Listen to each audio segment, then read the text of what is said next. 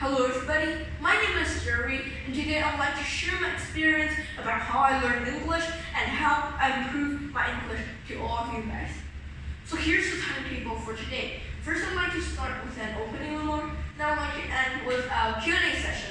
So in the Q&A session, you're welcome to ask questions directly while on the stage, or you're also welcome to ask questions privately when I'm down the stage. So starting with the opening remark. I'm very honored, grateful, and happy to have this chance to stand on the stage in order to share my experience with all of you guys. So honorable principals, distinguished directors, as well as the most esteemed teachers and my fellow classmates. Today, what you need to do is just relax, listen to what I'm saying, or read the PPT slideshow, and I believe that you'll learn a lot of things while I finish my whole presentation. So another thing that I want to talk about is my own self-introduction in order to make you become more familiar with me. So again, hi, I'm Jerry, and I'm currently 12 years old, and like you guys, I'm just studying at Yangming Junior High School, and I'm a first grader student, so I believe I'm just a classmate of you guys. So I also have some hobbies, for example, like Monday United Nations, English debating, and if you have any questions about those things, you're also welcome to ask questions to me. So now I'd like to introduce to you how cram schools outside teach students and what is their format and what are some similarities. And lastly, I'd like to compare the advantage and disadvantages of studying in cram school. So when we look at the cram school, what is their format? They make their students memorize words. So again and again. For example, like A for apple, B for bat, again and again. Yeah. So after they memorize words, what will the teacher tell them to do? They'll have tests. So during the test, if they didn't do so well, then they'll have punishment. So after punishment, they memorize things again. So it becomes a circle that never ends. Okay, so this is the format that cram schools make their students learn. So what are some similarities between cram schools and cram schools? One of the most important things that we can acknowledge is that cram schools divide their students into classes not by their ability, not by their skills, but instead by their age. So I'll also talk about the advantage and disadvantage of that later on. And another thing that we can see in all of the cram schools is that while they make students study English, they separate English into 4 different parts. First, listening, second, speaking, third, reading, and lastly, writing. So these different skills for them, like they divide English into these 4 things, and those things are being taught in different classes, which means you need to go to different classes in order to learn everything about English. And so what is the advantage and disadvantage of being separated by age? So when you're divided by age into different classes, you have classmates that has the similar age as you. So you'll have same hobbies, you'll have some same interests, and it becomes an echo chamber for you guys, and you can discuss what you want to discuss, and you'll be happy out there. But what are some disadvantages? So if you're a student that is very advanced, you have a lot of ability and skills, you have a lot of knowledge, but comparing with your fellow classmate, your classmate is just totally behind you. So when you're in the same class, the teacher needs to wait for your classmate in order to catch up you, and you need to wait there learning things again and again. And those things are things or knowledge that you already know. So you're just repeating yourself in a time, like you're just wasting time. Yeah, and if you're a student that has a bad score, then you'll see a student that has a better score than you, and then you need to work very hard to catch up them, or else your parents or your cram school teachers will put loads of homework on you, and you'll be very, very stressed and upset. Okay, so what is the benefit and disadvantages overall while you study in cram school? So the main disadvantage that you will get while you study in cram that your parents will be very happy. How? Because when you study in a grammar school, those grammar schools teacher, they will tell you, they'll guarantee your parents that they'll give you a better score. They'll make you transform yourself. You will become better and better.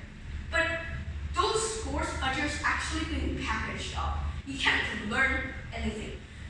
So when you have a good score, you don't know how to use the words you have learned. You only memorize it. You can't talk to your foreigner. You can't share your experience. You can't share your thoughts. So it is basically useless.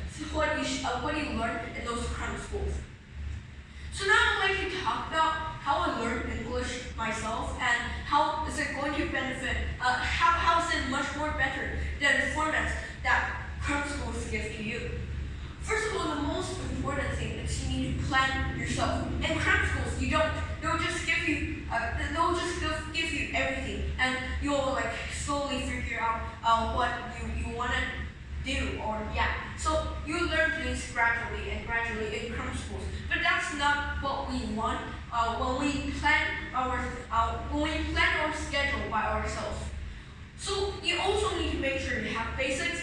You also need to know you have the ability to read, and so there's the lower level of reading and intermediate level of reading. And lastly, you have the most advanced place that you can go. So when you're studying English, and when you reach the advanced phase, then you'll be able to use it wisely. You can use it. You can use English wherever you want. But this is not the last level, since there's an old saying. You won't learn until you die. So you need to keep learning English, practicing your English in different sort of formats. So this is how you can have your basics. And so these are some ways. First, you need to change your mindset. And then second, you need to listen to a lot of English in order to make yourself become more familiar with it. And then you can have some worksheet. And the most important thing while you have developed your basics is following and knowing where are you now. So while you develop and improve yourself, you need to know what things you have achieved. For example, once after you finish a workbook, you need to give a check on the checklist. Okay, so this is what you can read while you are developing your basics. And in the lowest level, you can use a lot of different resources in order to help you learn. So there's BrainBox, GraphKit, Kevin. Those are some resources that will help you a lot. So BrainBox looks like this. It's cards inside, and you can see that here's a picture. And when you turn it over, here are some questions. So it trains you in understanding questions and formulating your questions for the authors. So these are some books that you'll read in the lower level of reading. And in the intermediate level, you can use, again, Cambly, as well as other things in order to train yourself. So how in this case, while you're in the intermediate level of reading, you need to understand more news, as well as absorbing new knowledge. So this can be divided into listening and reading. If you want to train this separately, you're able to do so. So while you want to train your listening, you can go to CNN 10 as well as ICRT News. So if you want to train your reading, this is the thing I recommend the most, the Week Junior. So the Week Junior, you need to subscribe to it, and then it will send monthly, it will send weekly books to you, so you can see it will be about different news. And so it will be magazines that from Britain that will send it to you, and you can read it weekly. Okay. So before ending with the Q&A session, I also like to talk about what you can do if you reach the advanced level. You don't wait there in order to improve yourself in the advanced level. You can't improve yourself if you don't put any effort. So what I do is to go to English debate, or I'll go to Mother United Nations. Those are ways that I believe it will train myself very well. So lastly, as I said, I'd like to end with a Q&A session. So 现在呢，大家可以问我问题。如果你们针对我的报告，如果你们有任何问题，你们候我到台下，你们也可以再经过我。那我现在如果没有问题的话，我就要跟大家说一声谢谢。